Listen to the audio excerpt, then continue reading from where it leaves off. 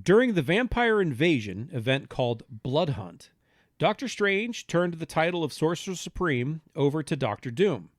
Doctor Doom agreed to return it after he saved the world. While Doctor Strange thought Doom meant saving the world was ending the vampire invasion, Doom had another idea of what saving the world means. This is One World Under Doom.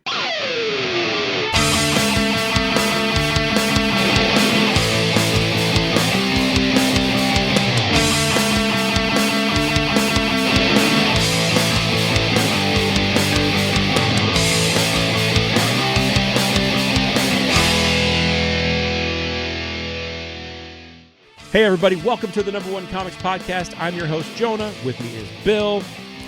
And as the intro alluded to, we are talking about the big Marvel event of 2025, One World Under Doom. In particular, we're talking about the very first issue, because that's what we do. We are the podcast that's dedicated to the review and discussion of first issues. Yes.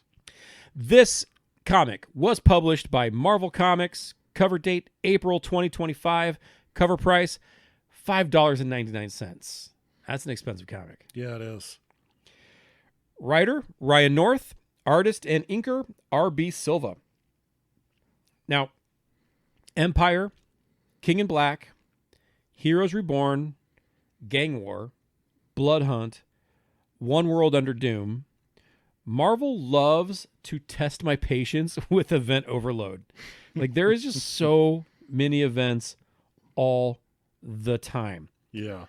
In fact, we just ended this event, and I'm already having to prepare myself for the next one that's starting later this summer this summer. It is exhausting. It was event fatigue that largely drove me out of comics back in like the early 2010s. Yeah. There was just too many, too often, and worse, they weren't very good. Like the events. And maybe it was because a lot of them was holding a candle to, like a lot of them I was trying to put up on the same pedestal as like a Civil War or even a Secret Invasion was a solid event. Mm-hmm. And then they couldn't hold a candle to it. Yeah. And it became exhausting, as I said. Now, when I was getting back into comics a few years ago, I told myself I didn't need to read or collect every event, and definitely wasn't going to read or buy all of the event tie-ins. So far, I've done pretty well following those rules. Mm-hmm. There have been some event tie-ins that I've picked up here and there, and we'll mention that in a little bit. But like Blood Hunt, as an example, I did collect that one, but then I only bought one of the tie-ins, which was the Spirits of Vengeance one, because I'm a big Ghost Rider fan. Oh yeah. And even then I was like, this isn't very good. Like I read it and I didn't like it. Now I have been reading and enjoying Ryan North's Fantastic Four series. So I was pretty excited to check out this event. I was really looking forward to going into it, especially considering how Blood Hunt ended with Doctor Doom taking on the mantle of Sorcerer Supreme and not giving it back. Yeah. Had you read any of this prior to this or Blood Hunt at all? Catch up on any of those? Is this all brand new to you? It is all brand new to me. All right. Well, let's dive into this and see if this is an event that was worth spending nearly a year to follow, or just another example of Marvel not delivering on the promise in my mind. Mm-hmm. Now, let's start with the cover. Before I say anything, what are your thoughts on this cover? It's a little much. I'm not like, so I like my cover to have some like, I don't know, something that jumps out at me and says, you need to pick up this issue. Yeah. This one, and I'm a big fan of green. I'm a big fan of Doctor Doom, but this is too much of both. This cover is all green, with little bits of Doctor Doom showing. He's standing very stoically. His arms are crossed. This is called the negative space variant cover. Yeah. I already don't like variant covers. This is just what they gave me when this was what was waiting for me in my pull box. This cover encapsulates two of my big comic book pet peeves. One, I don't like variants. I just mentioned that. And two, I hate it when all of the info about the book is on the back of it. So like the title, the issue number, etc. Everything's on the back. So just looking at this, you just have this piece of art, but you have no idea what it is otherwise. Yeah, I totally get that feeling. The cover sucks. We're not off to a great start here. The standard cover, which I don't have, I think is much better. That does show Doom kind of wielding Marvel magic with several of the heroes kneeling before him. So again, I don't have that cover. If I was to buy another copy of this, that's the cover I would try to get versus this variant cover. Let's get into the issue itself. The very first page looks like someone's desk. There are a few newspapers. There's a smartphone with a few texts and news notifications. One of the notifications is regarding an update on the death toll in a war-torn region of somewhere. Another is about aid to a starving group of people being blocked by something. At the bottom is a press release from the Latvian press office, and it states, 6 months ago, Dr. Victor Von Doom became Sorcerer Supreme, then disappeared behind Latvia's closed borders. What has only been a few months without Doom's benevolent guidance feels to many like a lifetime. Still, only a few recognize this time for what it is, the calm before the storm. The next page is a snapshot of our story's players. We've got Emperor Doom, Baron Zemo, Captain Marvel, 2 different Captain Americas, both Steve and Sam, Scarlet Witch, The Vision, Thor, Iron Man, Storm, Black Widow, Fantastic Four, plus Alicia Masters, Squirrel Girl, Nancy Whitehead, Brain Drain, Spider-Man, and Doctor Strange. On this first page of the actual story, then, we have a splash page of a peaceful-looking wheat field, a Latvian, at least I think it would be Latvian, flag protruding from the center of that field. We are treated to Doom scolding us as in the general population, not us as in the reader, though one could argue. The dialogue boxes state that we are fools for believing our government will save us. We're fools for believing capitalism will save us. That the only thing that will save us is the rule of a single person who can make the hard choice. One who is above corruption. Doom is above money. Doom is above desire. It is in Doom's greatness that he'll save us all. On the following page is another splash page showcasing Emperor Doom, the Sorcerer Supreme, as he is delivering this address. We see it's an address being broadcast across the world on mobile devices, jumbotrons, electronic billboards, even radios. Doom goes on to say that earlier that morning, leaders of every nation on Earth willingly swore fealty to Doom. Every nation has become a province under a new, grand united Latveria. This new empire won't come with slave labor, death squads, or eternal monuments erected to the glory of Doom, but rather 2 small decrees. War between nations is now outlawed, and greater equality among all citizens of Earth, namely free universal health care and free higher education. While Doom delivers this speech, a General Biro, I believe his name is, has called on an admiral of a country called Kamiskan. I'm probably mispronouncing that fictitious country's name. So they're having this secret call. However, Doom is on to this as well as other uprisings across the Earth. A Doombot smashes into the office of this General Biro. The general opens fire with a large revolver, but it's no match for the armor of the Doombot. While the general is being permanently subdued, Doom has continued on, stating that these small, minor uprisings have all been dealt with. Doom, his last few bullet points to the world is that he's left the old leaders in place to govern as they had before, other than implementing his orders. Everyone else's day-to-day will not change other than certain significant improvements. He finishes by saying, Doom is wisdom, Doom is power, Doom is prosperity, and only Doom can save them. He ends the transmission. 30 minutes later, our heroes, having gathered at the Baxter building, are discussing all of this. Everyone that I'd mentioned previously in that title page, they're sitting around this table. Captain Marvel begins saying that she is open to suggestions. Iron Man can't believe that any of this is real. Spider-Man ponders if it's mind control over the world leaders, or maybe they've all been replaced by Doombots. Doctor Strange assesses that it must be magic.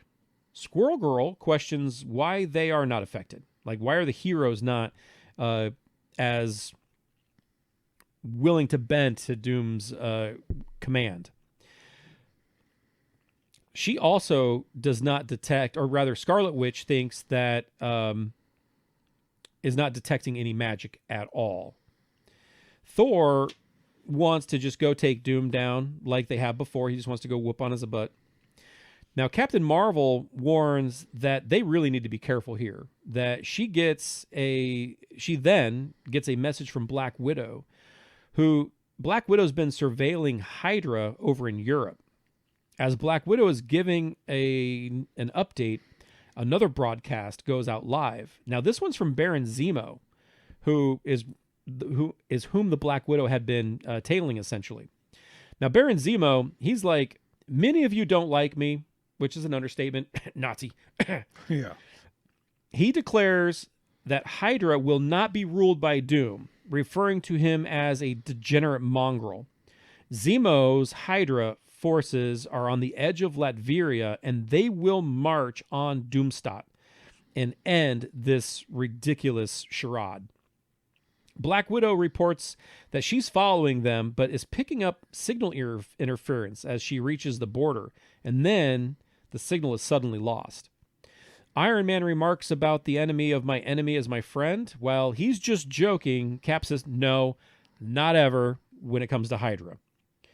Reed Richards, a.k.a. Mr. Fantastic, he thinks that a response from the heroes is warranted.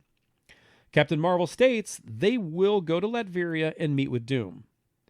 Scarlet Witch notes that Doom has shields up, so they won't be able to get in there through magic. Invisible Woman has a solution. Borrowing a page out of Wonder Woman's book, they hop onto an invisible jetliner.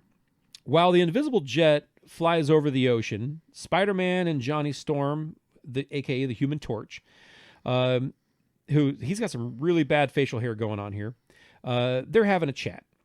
Now, I do want to point out, this is not a real invisible airplane or an airplane that has been turned invisible. It's rather one of her kind of mental constructs. Mm-hmm. She's created this invisible airplane using her force field abilities.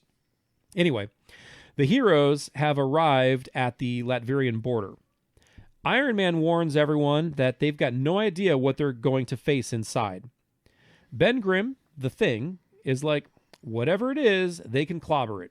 Then he runs right into an invisible magic shield, which stops him dead in his tracks. Black Widow arrives while the group tries to deduce a way through the shield. Another transmission begins getting broadcast. This one is from Zemo again. Zemo's like, I was mistaken, and Hydra is in fact joining Doom. Doom, who is next to Zemo, announces that Hydra will be responsible for building schools and hospitals around the world. Other branches of Hydra will be responsible for clearing landmines from contaminated areas. The source of the transmission is tracked to a flying platform a few hundred kilometers away. Sam Wilson, who's Captain America now, he is also someone who I forget is Captain America when you still have Steve Rogers as Captain America. That confuses me. But anyway, he states that it's not a base, but rather it's a flying city, essentially. Captain America, the other one, Steve Rogers, he remarks that it's a Hydra flying island. I do want to make another note. I love Steve as Captain America. Mm-hmm. I love Sam as Captain America. I don't love them both as Captain America at the same time. Right. I think that's redundant. Well, and I think they both kind of decided, like, we'll both be called Captain America. And I think that's kind of... Either Steve should have just stayed away from the role, or Sam should go on to being something else. Yeah. Kind of like how U.S. Agent was Captain America, and then when Steve came back, then he was U.S. Agent, right? Yeah. Or Nomad was Nomad when he was not being Bucky. Yeah. Yeah. I think he should move on to something else. Yeah. Anyway, go back to being the Falcon. I loved him as the Falcon. Yeah. He was awesome as the Falcon. Yeah. Call him the American Falcon. Call him Captain Falcon. I don't care. There you go. Well, Captain Falcon's an F-Zero. Yes. So we can't do that. All right. Yeah. Anyway, I digress. Back to the issue. Captain Marvel suggests the group of heroes split up. Some stay there to find a way through the shield. The rest are going to go to that floating city. A short time later, the heroes' presence on the floating city is immediately picked up on by Zemo. Hydra goons open fire on the heroes, and the heroes fight back. This team includes Iron Man, Black Widow, Storm, both Captain Americas, Captain Marvel, Spider-Man, Human Torch, and Mr. Fantastic. The surmise that Doom and Zemo, they rather surmise that Doom and Zero must be in the central tower, which has no windows and a single door at the bottom. Captain Marvel believes the door has no armor reinforced and is magically sealed. Tony has this idea to take out the walls around the door with a blast from his chest arc reactor thingy. All of this stuff explodes away. Zemo is left squatting in the rubble. Captain Marvel rushes him and knocks him to the ground. Captain America, Steve, asks Zemo about October 1st, 1945. And Zemo's like, what? Then Captain knocks Zemo's head off with a single blow, revealing that Zemo is in fact a robot, or a Doombot rather. Captain America, again Steve, he's like, I thought he'd be a robot because October 1st, 1945 was when Hydra was founded, and that's not something a Zemo would have forgotten. Though I do think it would have been funny if Zemo was like, what? I just didn't hear you? And then gets his head knocked off.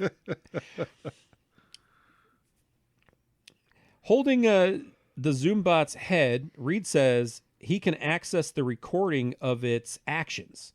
The recording reveals that Doom actually executed Baron Zemo, the real Baron Zemo.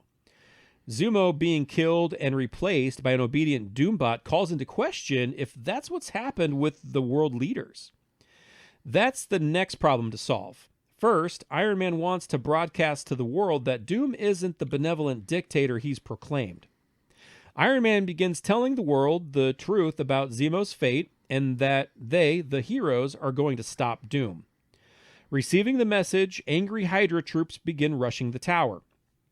Elsewhere in Europe, a group of Hydra turn on the public that they were building for.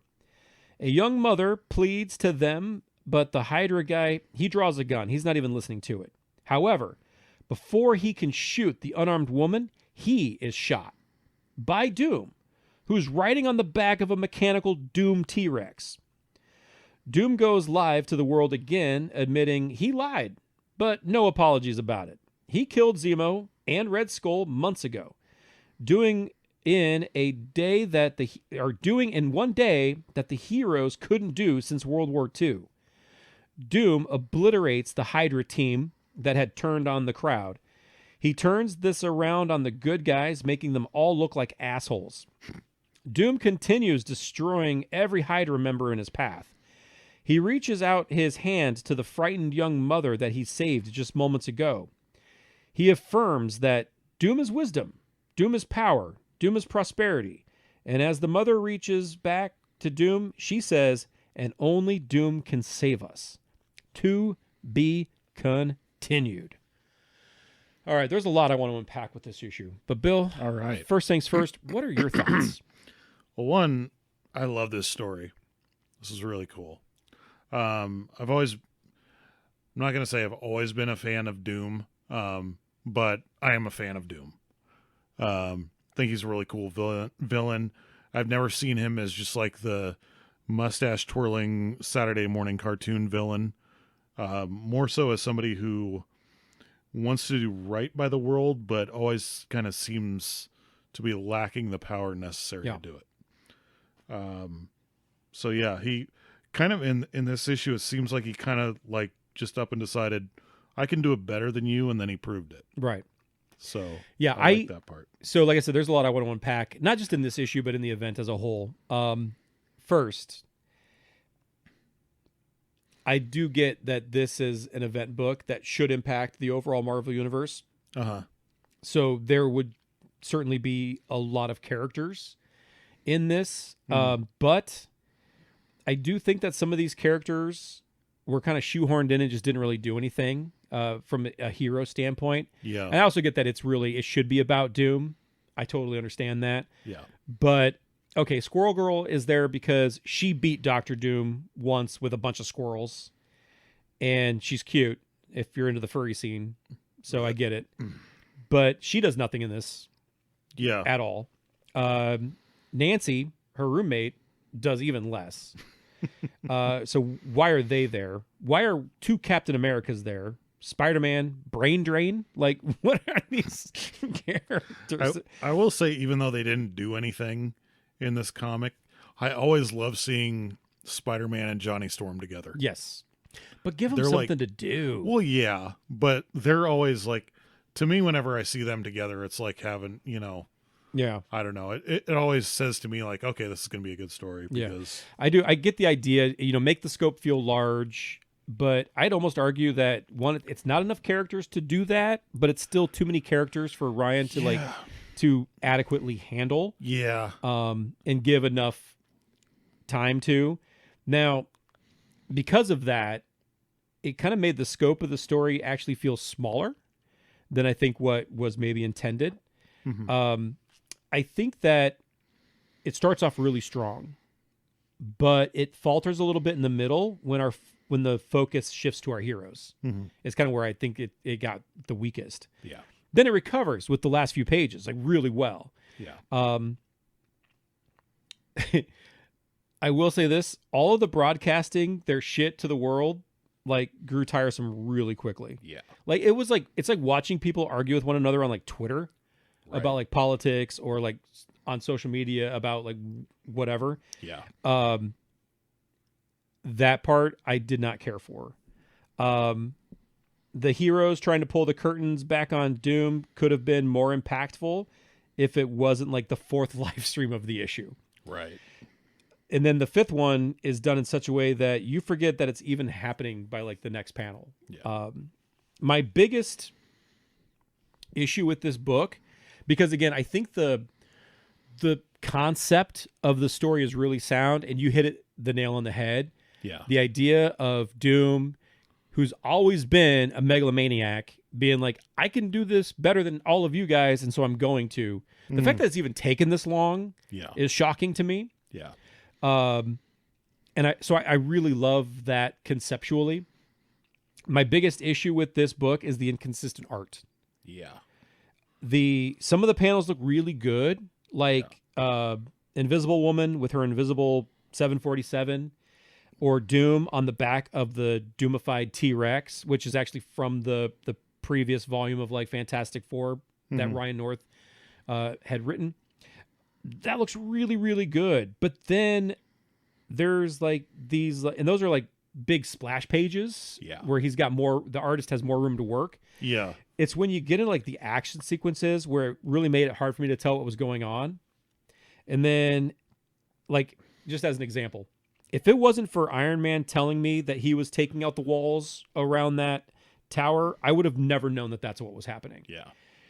And then there was also parts where the art was like, I don't know if it was rushed, but it was like the heroes were like weirdly silhouetted as like group shots where it's like, I don't want to draw all these characters. They're just in shadow, or it's just their silhouette. Do you think maybe that was done intentionally to put more focus on Doom? Maybe. I don't know. I Or honestly, do you think it was just a lazy I way think of it was just a editing lazy shortcut. it? Okay. And the only reason one of the reasons I feel that way is because there are parts of the art where they are drawing the characters and they have no faces. Like they have a head, but there's no mouth, there's no eyes, there's no nose. Yeah. And also one other question too. Why does Doctor Strange inexplicably look like Laszlo Cravensworth from What We Do in the Shadows in this book? Looks just like him. Yes. The art was just a huge detractor for me with this. Like I said, the concept I loved. Mm-hmm. That's the one thing I love about this issue is the idea of Doctor Doom taking over the world for peace as he sees it. I think that is very, very cool. Yeah. I just don't feel like there was certain aspects for being the Marvel event book, this should have been firing on all cylinders throughout. Yeah. And I just feel like it was just it left me wanting. Yeah. Any other thoughts on it, Bill? I know you liked it a lot more than I did. Yeah. I don't know.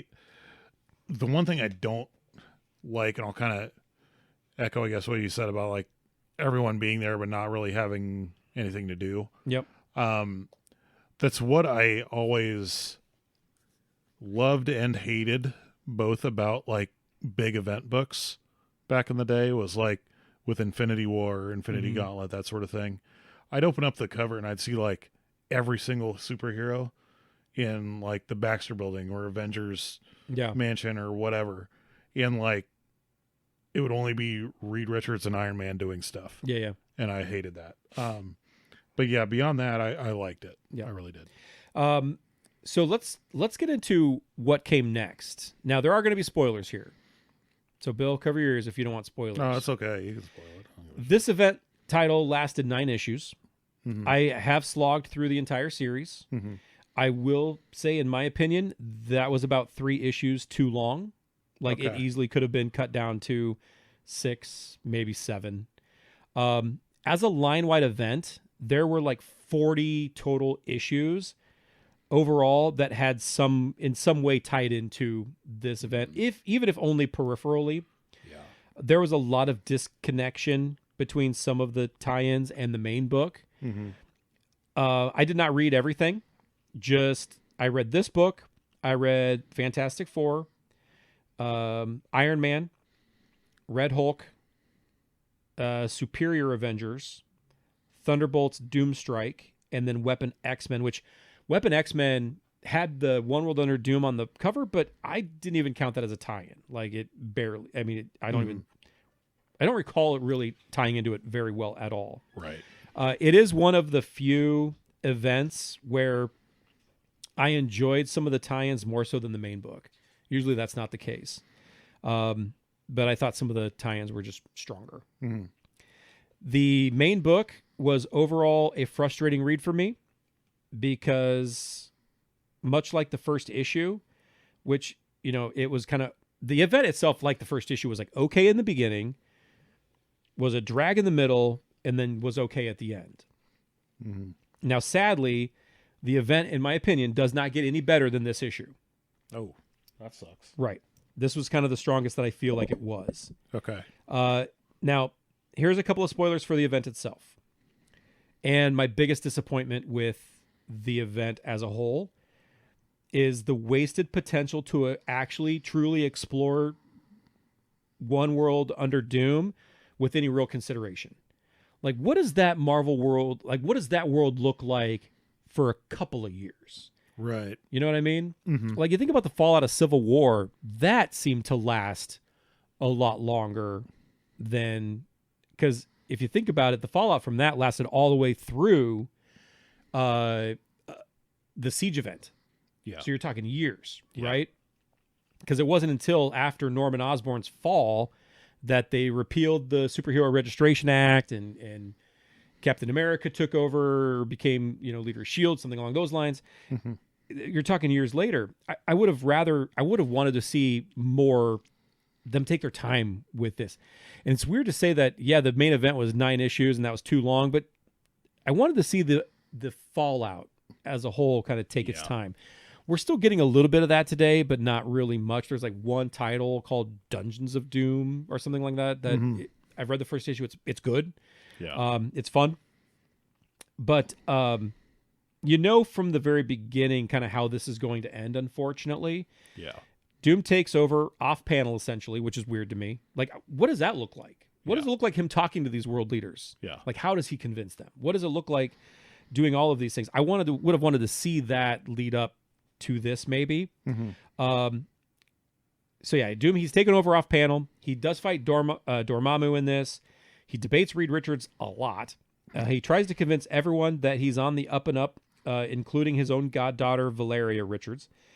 The heroes, they're all pretty inept throughout. Like, they don't do much throughout this entire series, despite a lot of fighting. They do discover, and this is what I really hated about this event, they do discover that he's using citizens of Latveria, including children, to power his magic or something along those lines. He's revealed to have not changed at all. Oh, wow. Okay. And that was my biggest issue with this, because it's in his last stand against the heroes where he kind of crafts this spell that locks that particular moment of time into the annals of time to where it can't be changed. However, like at that moment, then like Valeria shows up and then gets killed by like collateral damage by Doom. So the whole last part of this event is him going to these cosmic beings in an effort to undo that damage, and then he ends up sacrificing his own life in the process. Now, this ending would have hit so much harder if Doom hadn't been a piece of shit, enslaving Latverians to power his magic abilities or whatever. Well, if he'd actually been on the up and up, which is what I think would have been a more interesting retrospective. See, and that's the thing is, like, I probably would have enjoyed that a lot better, because I would have been like, well, what if Dr. Doom took all the resources, all the knowledge, everything he has, and used it for bettering the world instead of just trying to prove that he's smarter than Reed Richards? How much more hitting would that ending have been, where Valeria dies in this battle with the heroes? Doom has truly tried to change his ways, sacrifices himself to save her. That would have been so much more interesting. Yeah. To see, especially considering what the fallout could have looked like, where now you've got these heroes who are like, oh man, maybe we fucked up. Right? Yeah. But instead they feel vindicated because, oh, Doom was still bad the entire time. Yeah. If they'd been wrong about him, what does that look like? I think that's a more interesting story to tell. And I think that what we got was almost like taking the easy way out, so to speak. And I didn't like that at all. Yeah. That was my biggest issue with this event, was really Doom talks about how much he's changed, but really he hasn't changed. And so when he sacrifices himself, he's still a bad guy. It doesn't mean anything. Yeah. I didn't like that. So anyway, spoiler rant over. Let's rate this issue. Would you have bought the next, at least read it, skipped it, or rather have your face drawn by RB Silva? Well, initially, before finding out that this was a gigantic disappointment, I said I would buy the next one. In fact, I said I would probably go back and buy this one because I don't currently own it. You could probably just get the trade, right? Yeah. If you wanted to read all of it together. Exactly. And I'd be interested to see if your opinions after reading all of it kind of matched up with mine, or if you're like, no, that was like the best event I ever read. Yeah. The thing is, like, I hate it when they have a big event and then at the end of it, it's just like they have a fight, bad guy loses, everything goes back to normal. Right. Kind of like, that was my, I hate to use like one of my favorite story arcs of all time as an example, but Maximum Carnage. Okay.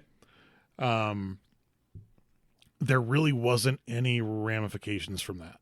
No, not even in Spider-Man's own world. Even really. Given the fact that like Shriek took over the entirety of New York City and turned everybody psycho to the point where they were like throwing bricks through windows and wanting to kill each other. Then like, okay, she gets knocked out, Carnage gets defeated, off to Ravencroft, it's done. There's no, repercussions from that.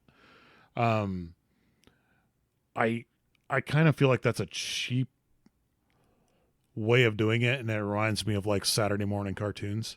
Yeah. Or something like that, where like, okay, you've got to wrap this up at the end so that we can go on to the next villain. Right. Yeah, and I understand with comic book storytelling, it's marketing, right? You're marketing a character versus really, really telling a story. These characters are not allowed to really evolve or change or transform, but they do make exceptions sometimes. Right. And it's not to say that Doom couldn't go back to being a villain at some point. How many times have we seen Magneto be a good guy? Yeah. Right. How many times has he not just joined, but like led the X-Men? Yeah. So it's not to say that it can't be done and then still go back to the way that it was. But I agree with you 100%. I'm trying to think of now go ahead.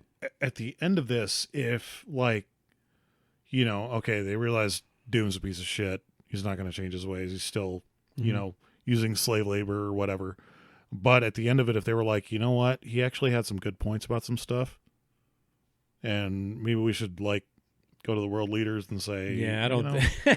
I mean, maybe, I don't know. Yeah, I think what's going to happen is that stuff's just going to like never be brought up again. Right. Like, a year from now, there's going to be another big event that's going to eclipse this one. I mean, a year from now, you're talking. I mean, this one ended in like what, December, and so it's already been over for a bit. It's been over for a few months, and the next event's coming up in like May or June. Oh, gotcha. Like, and so by this summer, nobody's by the summer, no one's going to remember. And I think of like, I named off a whole bunch of the events early on, and I try to think of the ones that didn't disappoint me.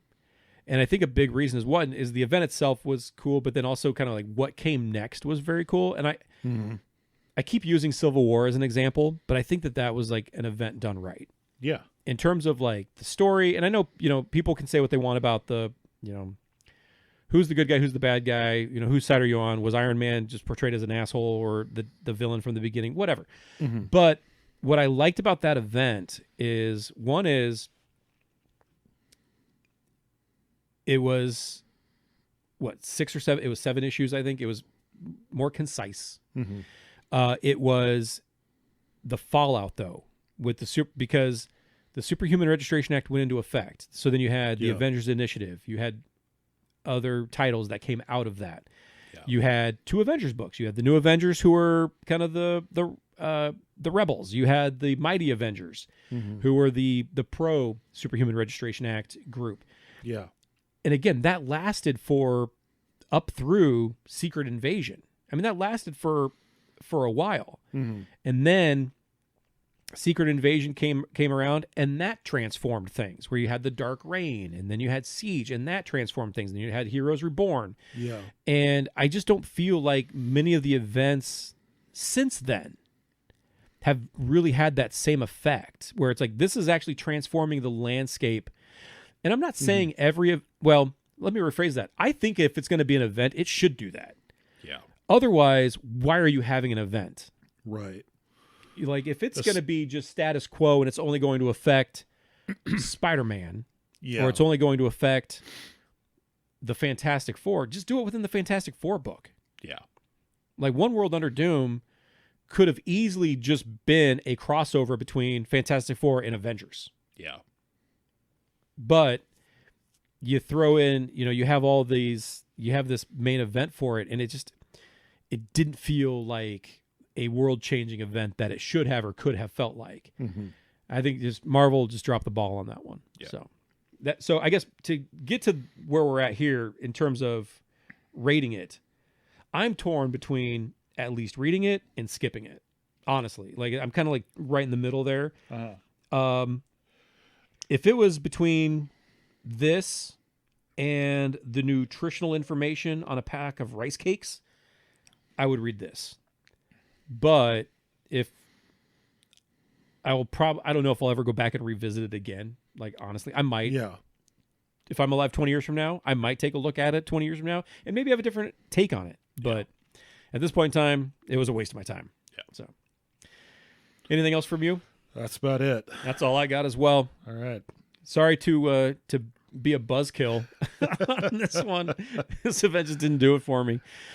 One final question I have for you on this. Do you think this event was disappointing because you liked the previous events so much more?